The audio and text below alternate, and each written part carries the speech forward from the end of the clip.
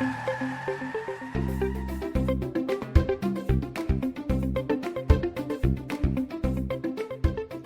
everybody. This is, a virtual DeCaf, March 16th, owner financing and notes.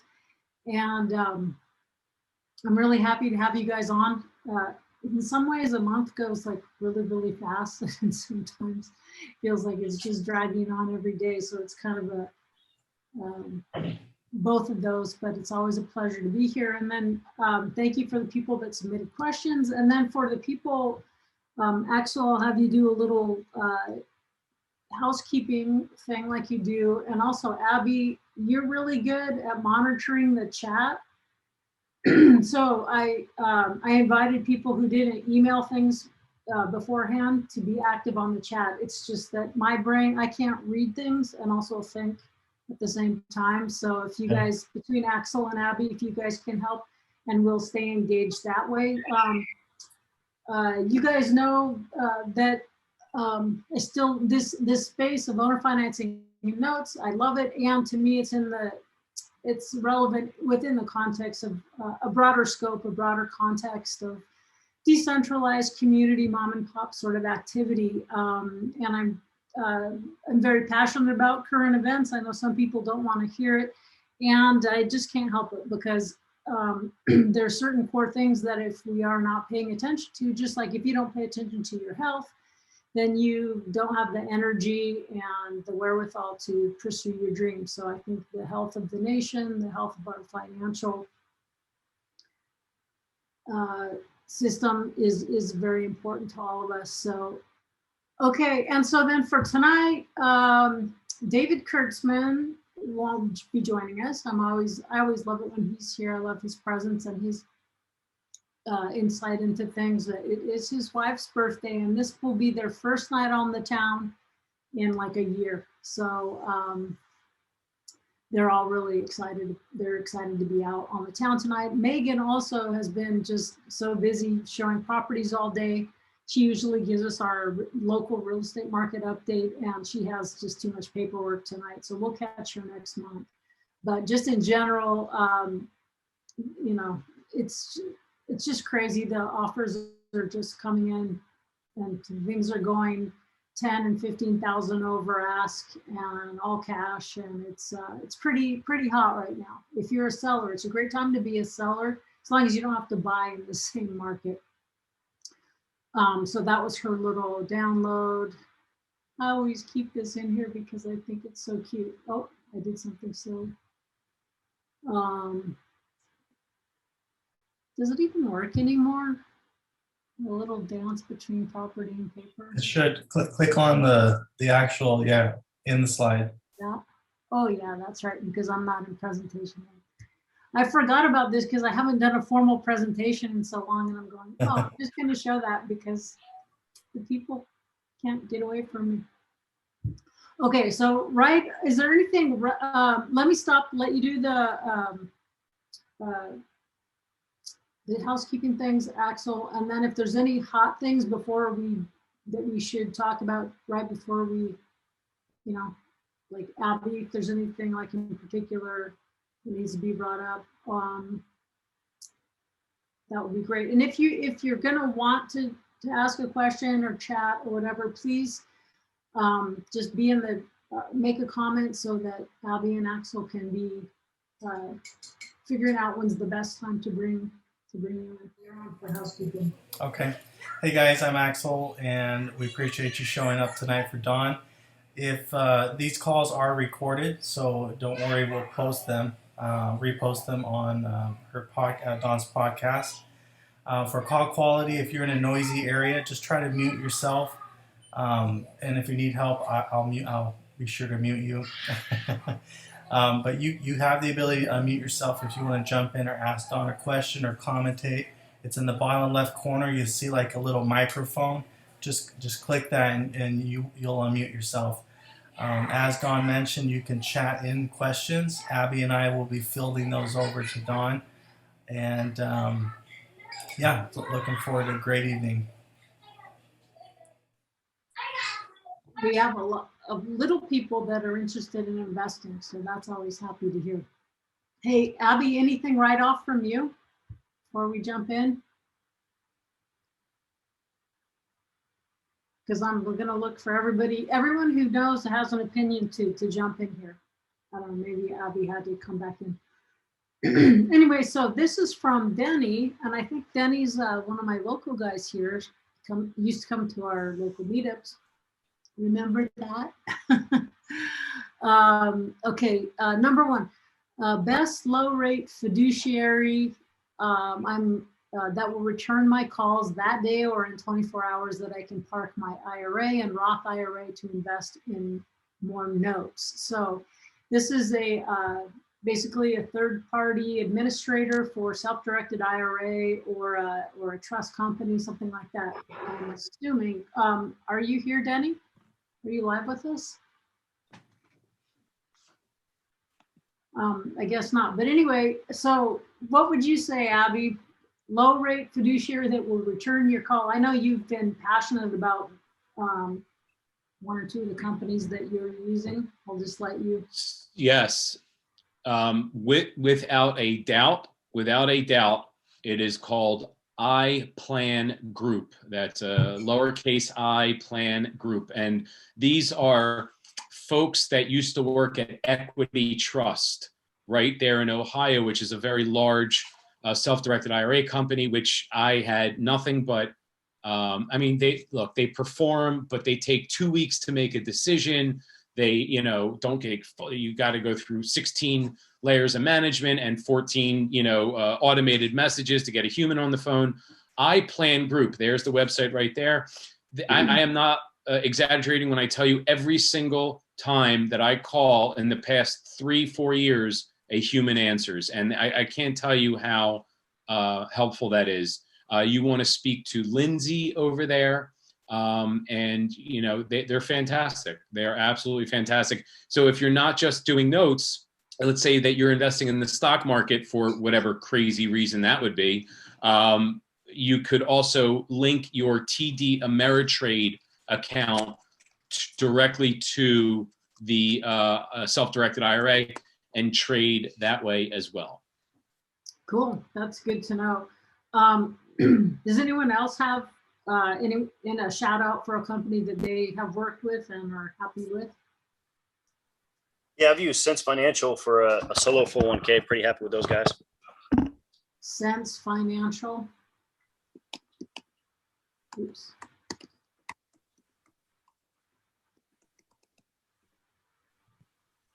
Let's see if we can pull this one.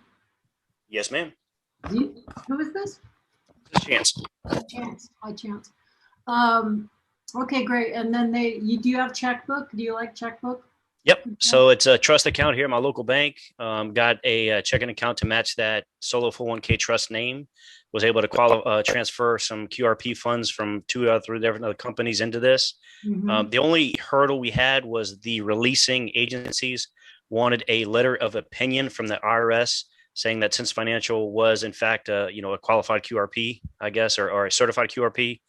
And so the guy got on the phone with me with that releasing funds, provided the letter of opinion and transferred it. And since then I've just been writing checks and doing my business. Yeah, I love that checkbook control. I have that for my solo 401k as well. My Roth and my HSA, they're with a fiduciary Quest, actually, because I started with them, and you know what, I have so many different accounts with them, and we've got some history, and I can usually get pretty good service. But it's hard to beat checkbook, but you have to, wouldn't you say, Chance, that you have to be knowing a little more what you're doing to avoid doing something that you shouldn't? Absolutely. As we all know, right, a IRA, you have to kind of have those hands-off third-party transactions. 401k, you can kind of self-deal a little bit. You still have to, kind of pay attention to some of the rules for how much you want out. But if it's commercial to commercial or private lending or notes or whatnot, yeah, if the deal makes sense and I'm acting as a good faith trustee for that account, then just write the check and go. Yep, I know. It saves a few brain cells when you're like, just send the money where I said, and quit annoying me with all these little paperworks. But that's kind of what they have to do. They have to make sure that they're very, I guess, have a lot of regulations, the self-directed IRAs. But for the people who aren't yet managing their own money, it's time to get on that bandwagon, I would say. Yes. Yeah, and I mean, there's recently we've also diversified with silver and gold through a company that I think with that one we use New Direction IRA, and we were able to then have like Noble Gold in Pasadena, California was our vendor. But anyway, we bought physical silver inside of our Roth IRAs and something else. We have 2 accounts anyway. And then they send the actual physical gold or silver to some place in Texas. I think there's a couple big, what's the right word for that? Custodians. Yeah, the ones that hold the physical, and then they send you a picture of it. Now that's not nice in my hot little hand, but to me, you know, someone could steal it from me and it could disappear over there too. I don't know. So, but I feel pretty good about that. You can even invest in Bitcoin, I think, through New Direction. Does iPlan do that too, Abby? No. They are not in the cryptocurrency space yet, which is, I think, something that should be coming up on the horizon for sure. Yeah, but anyway, I've been with Quincy and Quest for a while, and the relationships helps me. If I get a snag, I can usually get a little bit of help to push things through, which is nice. Okay, Danny, I think, are you here now? I thought I saw you show up. Where I think these are your questions that you submitted, but anyway. Okay, now how about this one? Number 2, good service, low cost service provider that will service notes. So, wow, this is such a loaded question because it's like, you get what you pay for. You get what you pay for, but also, Abby, to me, it's like, what's your favorite pirate? Who would you rather fight with? Because really, I've been annoyed almost by every, maybe not for the same reasons, but like I've been annoyed a little bit by every single servicer I've had. So where, Denny, is this for, are you on? Is Denny on? Here locally, I always use Evergreen, most likely, unless it's already serviced with another place. If I buy a note and it's already serviced somewhere, I usually just leave it there because it's seamless for the borrower. So they just keep sending, even though the note's been sold, the borrower just keeps doing the same, you know, sending their payment the same way, and it's very low stress to the borrower. So that's Evergreen in Reno. And I think unless they've raised their prices for a non-impounded account, meaning there's no taxes or an insurance impounded, I think it was only like $15 a month. And if buyer and seller or borrower and lender are each paying half of that, I mean, it's not very much. That's right. I've got, you know, there's something to be said for nationally licensed companies. And sometimes, I don't know, we've got Madison. There's some things I like about them. Some things like I haven't got an email back on something they were supposed to follow up with me in like several weeks. You know, loan care is a big one. I'm having some issues with them that and their legal department. That's coming to a head this very soon here, where they will probably owe me quite a bit of money. FCI is good, but then, you know, they're nationally licensed, but they can be, I don't know, it can be tough to board things and get that. Last time I checked, but you know, there are title companies, escrow companies, banks, local banks. A lot of times you can find little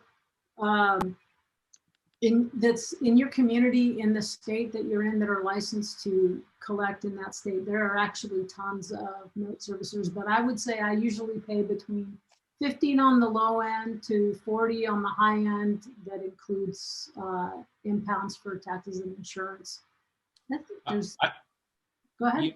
I would like to add something. You know what I'm going to say, Dawn, right? So with loan servicing companies, it's extremely, to me, and, you know, when Dawn and I joint venture, you know, our strategy, this is basic strategy 101 in the note buying world, is if, you know, you're buying a note, or you originate a note with a borrower with bad credit or poor credit, and you plan on selling the note, or you just want to maintain the note's value on the market. You know, because if you're not selling the note, you're planning on keeping the note forever, then this doesn't apply.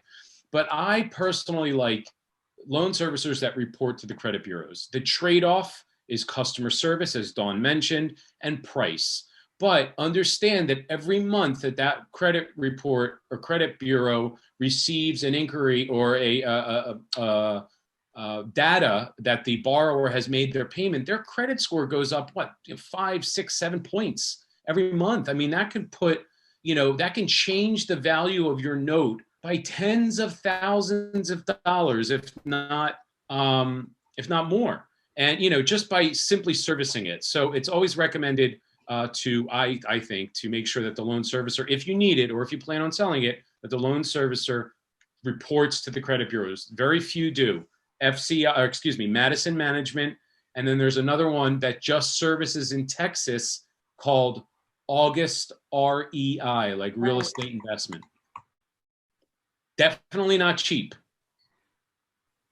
Right. So these two, and just so people know, if you've created a login, let me just get my site up here. Oops, naughty queen. I am not sometimes, I guess. Okay. If you create a login and you go over here, I usually keep these kind of things and more up to date on the links to resources on the Note Queen site. I guess I don't know how. Oh, I couldn't do this before. I remember I couldn't even get to my own site. I forgot that this doesn't. Error response is missing. But anyway, if you log in here, there's a place, links to resources. It's where I assemble and aggregate all of my content. Most of it's free, but that's just an easy way to go, hey, I wonder if anything's changed about, you know, because if there was a new, wasn't there a new one, Abby, that you were telling me that said these people now, or is it just these two? But if there was no, there is a new one. I mean, it's not new. It's new to us. It's Security National, which is a gentleman by the name of David Polio. oh yeah, I remember that name. Yeah, so I don't have any experience with them. Very little experience, I should say. But David had mentioned to me at Eddie Speed's Note Expo in October of 2019 that they absolutely positively report to the credit bureaus. And it's roughly about $30 a month, very much so in line with Madison or August REI. Now, I don't know if that's the correct website. There's a couple Security Nationals. Let me see here. David. No, that's not it. Anyway. SN, so the website, that's his LinkedIn. snsc.com. Yeah, so I think I have this was one of those things when you told me, I went and updated my links to resources. And then if anyone else just, you know, finds something that they know the group would like, you could tell me and I'll keep it in one place there as well. Yep. Because it's free to get into the login. It's just for me collecting emails so I can stay in touch with you. Okay. So very good. And then let's go. Denny asks, I guess an attorney collects or forecloses. I mean, yes, actually, it's really hard to foreclose it in most places unless you've had your note professionally serviced and can have a verified pay history for the last, I don't know how many months you have to have, but they, you know, no one wants to foreclose unless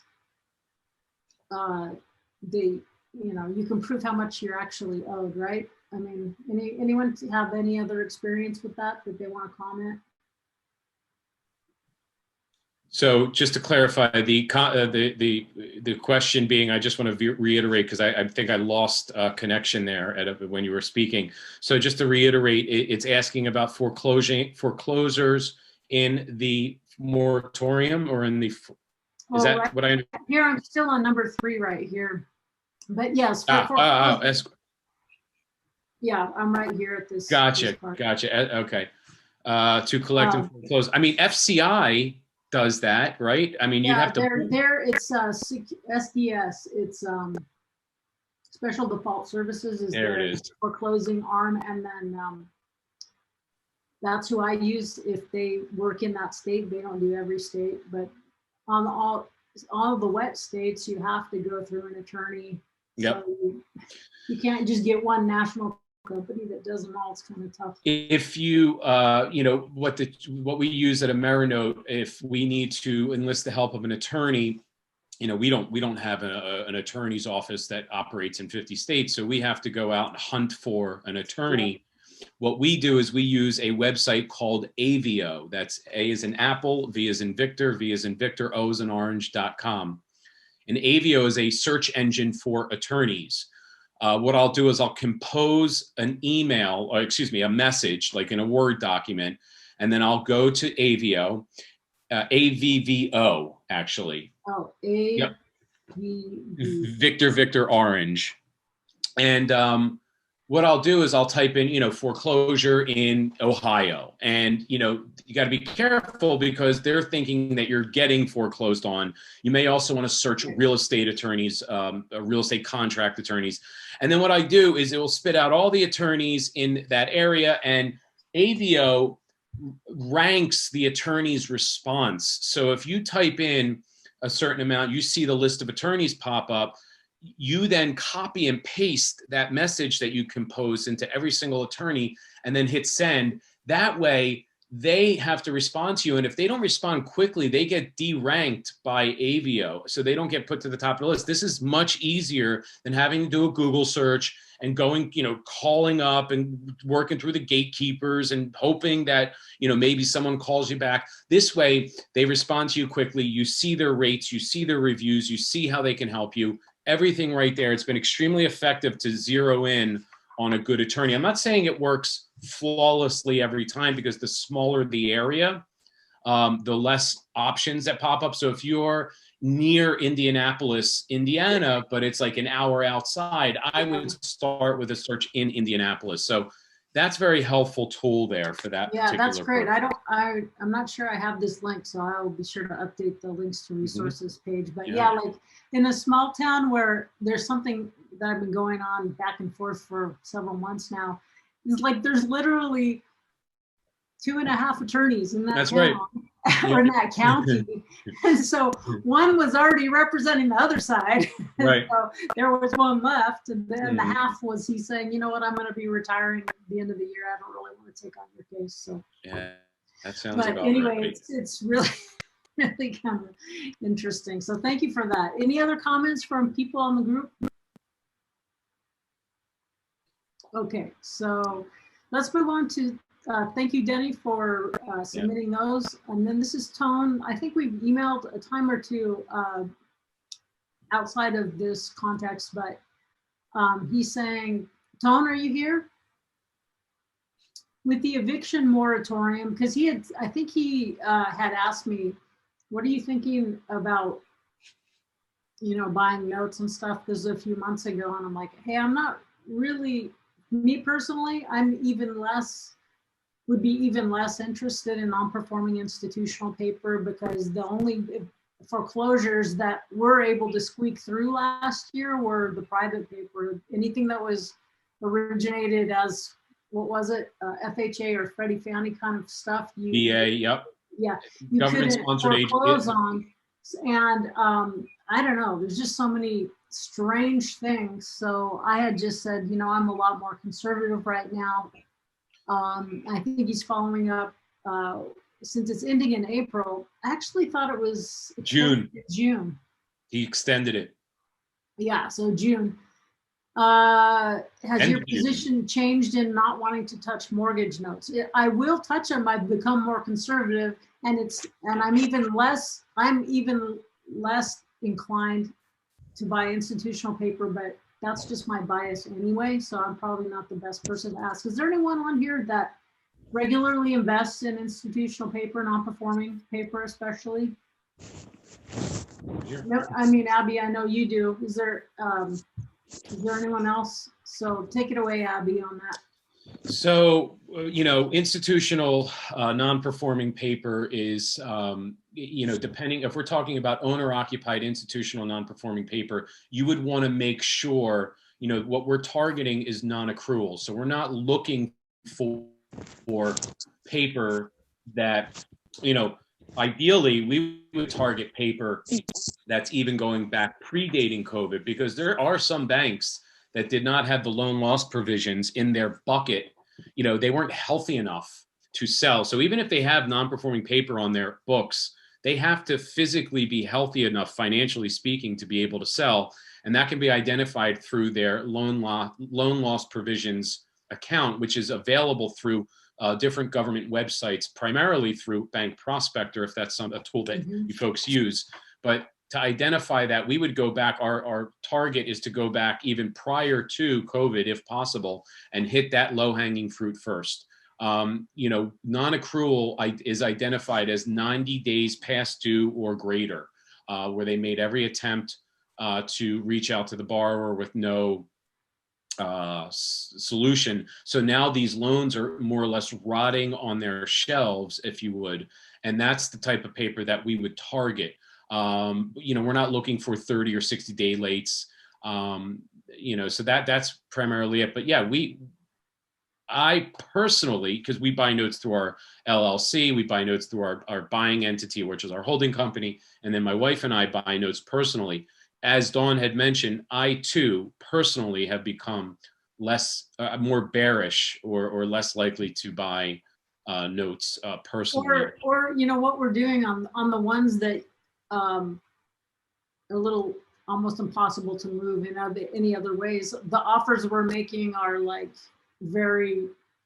but it gives them some offer, but so if they actually desperately needed 10 or 15,000, you can usually get it by a partial, like when you have a note that's low down payment, bad credit, out in the boonstickies with a population of 873. I mean, that, it gets a little tough, but at least we're making some offers. We're not picking up a ton, but every once in a while it's like, well, that made sense to throw in our IRAs, our self-directed IRAs, things like that. So.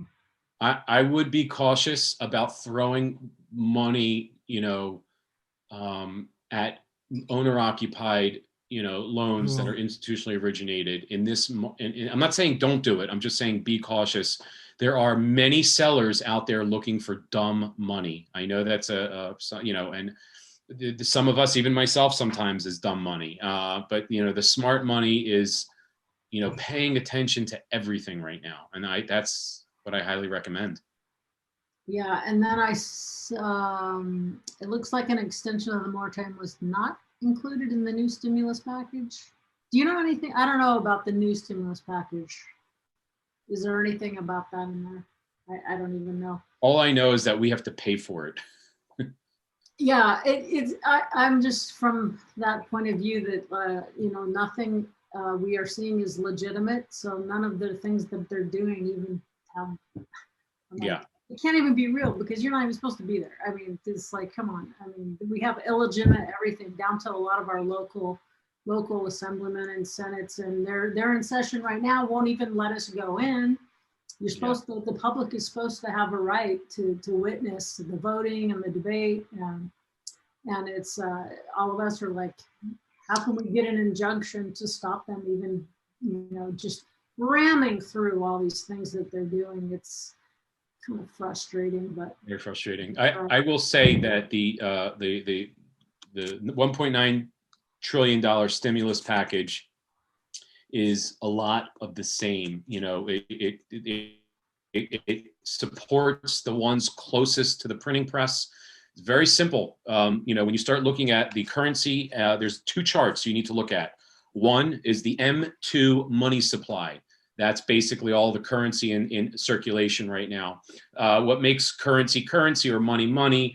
there's different characteristics. You have velocity, portability, divisibility, fungibility, and maybe I'm missing one other one, but you just have to look at two charts. The M2 money supply, meaning how much money they're printing, which used to be a 45-degree angle. Now it's a 90-degree angle straight up. And then you have the velocity. How quickly is the $100 bill exchanging hands, going from one hand to another hand to another hand? And that chart used to be 45 going down. Now it's 90 going down. So that basically says that everyone closest to the printing presses are grabbing those printed dollars, and they're taking that fake money, if that's what you want to call it, and they're buying real assets, trophy assets, beachfront properties, Picassos, all these trophy assets that have real world value, and then they're holding on to it. So they're converting paper to actual assets, and then they're holding it. And that is what I saw. I mean, that's all I saw in the $1.9 trillion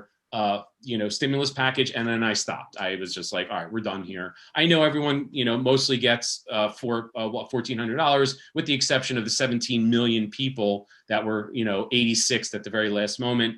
But it's very frustrating, as Dawn mentioned. Right. In this current stimulus package, there's 330 million, give or take, that's dedicated to landlord assistance. Wow. Where tenants can go and apply for assistance through their state, and I don't remember if it's HUD or CBDG or whatever the funding mechanism was, or the paperwork mechanism, but they can go and get assistance. I think it was to catch up for a couple of months, and then you can do 3 months in advance as well. The money will go directly to the landlord. Right. Now, I that sounds all well and good, and I greatly appreciate that insight. I am very highly skeptical. First of all, 330 million in comparison to 1.9 trillion. Come on. And I'm not, again, this is just my personal opinion. And in addition to that, we have how many hoops? I don't know if anyone tried to, I remember when Trump went on television, and, I don't hate Trump as much as most people do, but I will say that he did not handle that, I remember that very day when I saw him on the news saying, go online and apply at this SBA and get your $10,000 deposit, blah, blah, blah, blah, blah.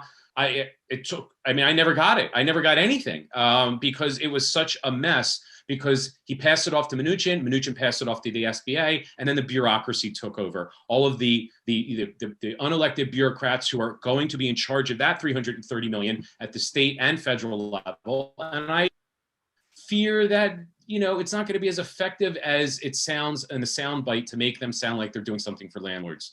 Look, this is how the Bolshevik Revolution started in Russia in 1913. The first people they went after were the landlords and the farmers. And look, if we follow history, we'll see that. I apologize for the rant, but this hits very close to the mark here with me. Is there anyone that has experience in getting any of that money or trying to apply that's on the call? Yeah, I got the PPP and the EIDL and a little bit of paperwork, but it wasn't that bad. Okay. Wow. Then that's fantastic. And where did you do that? I'm just going to pull that up. So the EIDL, I believe, was straight with SBA, and then the PPP, I had to go through a local bank here that was registered to dish out those loans. Right. So the EIL was the deposit, correct? The EIDL was the grant, yes. The PPP, it started off as a loan, and then you could provide paperwork saying, hey, I want to get this forgave, and then you sent the paperwork in after, I think it was like 90 days was the period, and there was a few strings. It had to, if most of it, or if more than 60% of it went to payroll, then it was forgiven. And there's a few other strings that are attached with that, so you had to hold it for 60, 90 days. I forgot what it was. Submit the paperwork, and then the PPP could be forgiven. Gotcha. When, if memory serves, we went on and I even recorded with my phone the process of the application. I was like, something told me, hey, you should just record this. And we got finally about 4.5 months after, so that was sometime in midsummer 2020, we finally got an email from the SBA saying, oh, sorry, you didn't click this box, so you're not eligible. For whatever reason. And of course I went back in, I saw that I clicked the box on the video, I sent the video to them, never heard anything back. And that was my experience. So I'm glad to hear that you had a good experience. And I did hear others did too, but it's just, I am so distrustful of government nowadays. It's you know, it is what it is. I mean, I would rather them just open the economy back up and let people work instead of figuring out how to get them the freebies. Yeah. So anyway, Yeah. but good news, a Thank you. lot of states have opened up. Yes. And the interesting thing, you know, the COVID numbers are not statistically significant difference between the rates of infection and other things. Between states who never locked down and those who did a harsh lockdown. In Yes. fact, so it's funny because even the CDC has come out with saying, you know, they don't really work, but we're going to keep doing it anyway, plus double up. I mean, it's, I don't know, it has to be a please try to wake people up thing. Like how long will you do this? I mean, next you got to do the hokey pokey. You're going to do that? Everyone's going to have to do the hokey pokey to get in somewhere. And somehow Sure. that'll give us our little safety spell to get in. I don't know. It's just a little crazy to me. Denise, are you on here? I am. Hi. How are Hi. you? Where are you from? Reno. You're okay. Great. You are in my backyard. So why don't you just tell me, instead of me reading what you wrote, do you want to? So yeah, and I picked up a little more info after this. So this last week, there was, so I got at the end of the day, I got a notice that tomorrow morning this is happening. Fannie and Freddie had reached an agreement with the Treasury. And apparently it has to do with still kind of cleaning up the books and fallout from the government bailout in 2008 after the market crash there. But essentially, the agreement is that Fannie and Freddie loans now, their exposure to investor lending will make up no more than 7% of their portfolio, which suggests that there are going to be some people making some big shifts. So, this was on my radar because I was in the process of trying to lock on a loan on an investment property. Mm-hmm. Fortunately, my lender was on the ball and got me in locked before the change took effect. Mm-hmm. But yeah, you know, I was interested in just kind of hearing other people's thoughts on the likely impacts and fallouts of this, right? I can imagine a few things, but I'm kind of curious what other people think. So the big lenders, Fannie, Freddie, if they can no longer hold more than 7% of their portfolio in investor loans, what does that mean? What's going to happen as a result of that? Lots of owner financing. I can tell you exactly. So last meeting we had, I keep forgetting to, there's an agreement that was put in place between the GSEs, Fannie, Freddie, and the federal government after the fallout. And that agreement expires March 2022. So that it went into effect March 2012. It was a 10-year agreement. And with that, that is part of the people that are wargaming this. They were basically, you know, and this is, you know, just investor talk, right? So they're saying that the government's not going to allow anything to fall through with Fannie and Freddie. The collapse is not going to happen while the government is in agreement with them, because that would just be terrible. So they're pushing moratoriums, they're pushing eviction, you know, all of that stuff out. And the word on the street is right around March, spring of 22, they're going to let everything, you know, they're out. The agreement's done. We can let Fannie and Freddie collapse. They're not too big to fail anymore, or something there along the lines. This just further adds credence to that, I think. Yeah, I think what I understood from this agreement was one means to help them maintain solvency, to get them down to 7% or less of their portfolio being investor loans. Mm-hmm. And that was part of the intention. Right. I personally, whether it works or not, who knows? Right. I personally think, again, everything, and I want to apologize in advance. I don't have my tinfoil hat here, so I am not, you know, someone who, you know, has these opinions quite a bit. But I will tell you, from a financial perspective, when you start looking at charts and looking at data, you start seeing a lot of sleight of hand, like a magic trick. You know, look over here while I'm doing this over here. And that is everything in this whole COVID. I said it back in March of 2020, right here on this, you know, this meetup, that this is nothing. Let me be careful how I say this. There's definitely a virus there, and there's definitely focus on that virus. But the moving parts behind us, everything denotes and everything implies that this is a hostile takeover of our global monetary system, period. And we'll all start seeing that once digital, central bank digital currencies get rolled out. Everyone will see what that looks like. What I think about this and how that plays in is this is going to be oh yeah, we're doing it for this reason. They're doing this because they're trying to mitigate the fallout that is coming. So they're saying that either this is going to be the fall guy for that, like, oh, we should have got this down even further, but it indicates just this movement in this area, just like on a chessboard, when you move chess pieces all the way over here on the side of the board, and then you just let them sit there while you know, again, sleight of hand.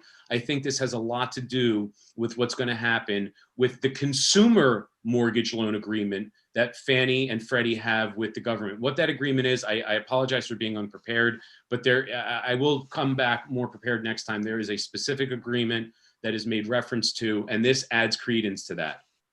Okay. Yeah, it's pretty tough to tell. And I mean, I'm not a master of the institutional side at all because I don't use it. I mean, once in a while I leverage somebody else's loan. If I do a subject to or something like that, but lease option. But all my stuff, all my portfolio, and it's just me, but I've always just got owner financing or in rare cases paid cash. But I always think of sellers as my first lender. And so I've usually paid anywhere from 3 to 5% to my sellers who become my lenders. So even though, rates can be even better and you can't always get someone to carry. And in this market, at least when our market's hot, unless somebody wants that payment stream and they understand it and they're already primed for it, there's so much cash they don't have to carry. But I think there may be times coming up where the inventory increases, the things start unraveling just a little bit. Maybe not, but that's when it's like, I can get lower prices. At some point, something's got to shift. I can get lower prices and get more terms at the same time, things that will actually cash flow again. Because even in the going on 7 years that I've been here in the North Nevada region, the affordability has really decreased. I mean, in terms of just an average family being able to afford a house. I mean, I think median home price has gone up 150,000 at least since when I first moved here. But anyway, in the last downturn, this area dropped by 50%. So anyway, just before we move on, just about basically not only just financial health, but actually our health, and I know there's a lot of people that feel very strongly about vaccines.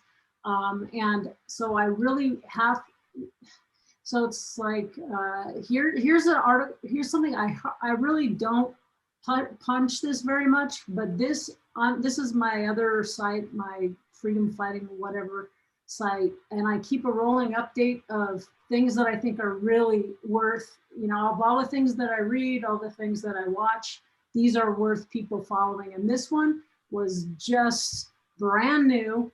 Now this is a guy, because this is a fact. If we have mass casualties, it's going to change everything regardless of what these other things going. If a bunch of people start dying off, it's going to change things in a hurry. And this is very worth. We've got a guy, Gert Vanden Bosch. He's world-renowned vaccine guy. He's a developer. He's worked for Bill Gates. He believes in vaccines, and he has come out just recently with a warning. It would be silly not to heed. At least watch it, because we need to stop mass vaccinations, basically, because he's saying it's going to be much, much, much, much worse than any kind of what we're trying to vaccinate against right now. So I have to bring that up because these are the kind of black swans that could come in and change everything. And basically the science is, I mean, the whole COVID thing is more like religion than science, because the actual science, as this great doctor, world-renowned doctor, is saying, everyone's ignoring it. All the policymakers are ignoring it, to the point that Abby was saying they have a certain agenda, and they're trying to push it. I still think, though, that they're not going to be successful in all of their wicked plans. And I think there's actually quite a very good possibility on the horizons for what I think is more broadly termed like quantum financial reset. Something that actually takes us to a healthy level, gets us back on the gold standard or asset-backed currencies. And so either one of them, whichever way it goes and however long it takes, there are so many things that could instantly make all of our pontificating irrelevant. So that's why I'm always like, what's in your portfolio? Food, water, medicines, things that you need. So that's what I'm prepared for as well. Any other thoughts on that from someone who wants to pipe in and share anything? Tinfoil hat or no? Gosh, too bad Kurtzman isn't here. He just loves it when we get off on I could see he starts shifting in his chair like this. There they go again. And I understand that it could be enough to make you go crazy. And what the H else are we supposed to think or believe? There's a saying, you can't tell people what to think, but you can tell people what to think about. And that has never been more true than it is today. And very interesting time. So we got about just a couple more minutes.